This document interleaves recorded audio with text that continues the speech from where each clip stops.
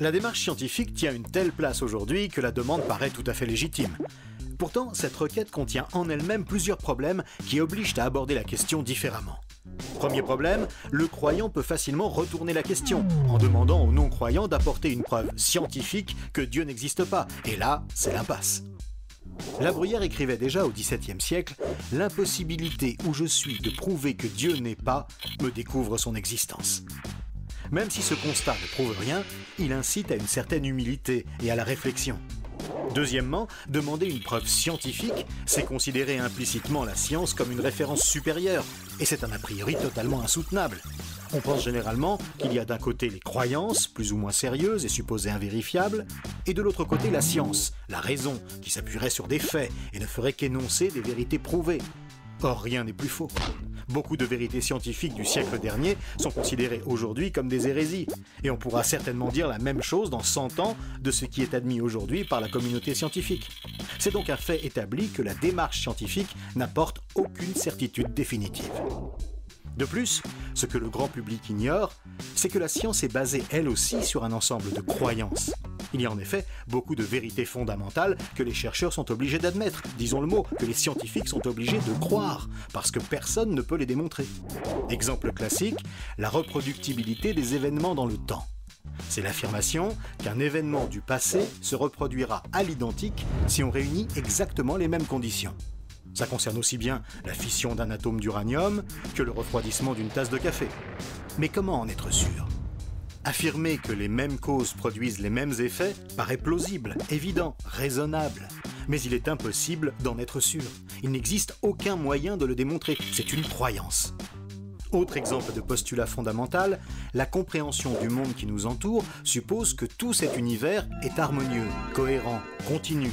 Nous croyons par exemple que l'eau bout à 100 degrés sous la pression d'une atmosphère, ici sur Terre comme aux confins de l'univers. Nous croyons de même que la vitesse de la lumière, la constante de gravitation, la constante de Planck et toutes les autres sont identiques partout.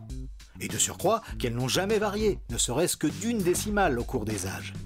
La majorité des scientifiques croient cela, et ils ont peut-être raison. Mais personne n'a jamais pu le prouver, et on n'a aucun moyen de savoir si c'est vrai. Vu l'importance cruciale de ces fameuses constantes, toutes nos théories scientifiques reposent en réalité sur un formidable ensemble de croyances. Qu'une seule de ces constantes ait une autre valeur, quelque part dans l'univers ou qu'elle ait changé de valeur au cours des millénaires, et vous pouvez oublier tout ce qu'on vous a enseigné sur les étoiles, les galaxies, la vie et sur tout le reste. Ces croyances fondamentales nous paraissent raisonnables.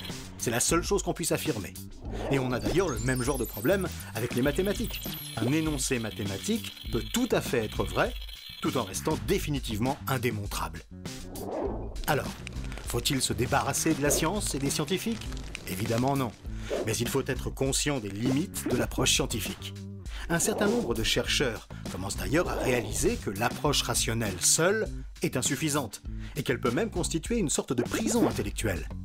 Ainsi, la physique est capable de décrire la trajectoire d'une boule de billard. Mais elle ne peut pas dire si une main extérieure va modifier la trajectoire, par exemple en se plaçant devant la boule. La raison est donc précieuse, mais insuffisante pour résoudre certaines grandes questions. Heureusement, il existe une approche différente, comme celle utilisée dans les enquêtes policières. Dans cette autre approche, les enquêteurs rassemblent des faisceaux d'indices sérieux et concordants qui les conduisent progressivement à se forger une conviction raisonnable sur la vérité des faits. Puisque la science est insuffisante, pourquoi ne pas procéder ainsi pour montrer la réalité de l'existence de Dieu ? Un penseur contemporain a écrit sans détour « Admettre l'existence de Dieu est une attitude qui permet d'expliquer la réalité dans sa richesse et sa complexité. » Cette croyance n'est donc pas opposée à la raison, alors que croire qu'il n'y a pas de Dieu pose beaucoup de problèmes insolubles. C.S. Lewis, l'auteur de Narnia, ancien athée devenu croyant, l'exprime sous une autre forme. « Je crois à la foi chrétienne, dit-il, comme je crois que le soleil se lève. Pas seulement parce que je le vois, mais parce que grâce à lui, je vois tout le reste. » Alors, une preuve scientifique ? Certainement pas. Mais des indices sérieux et concordants ? Oui, bien sûr.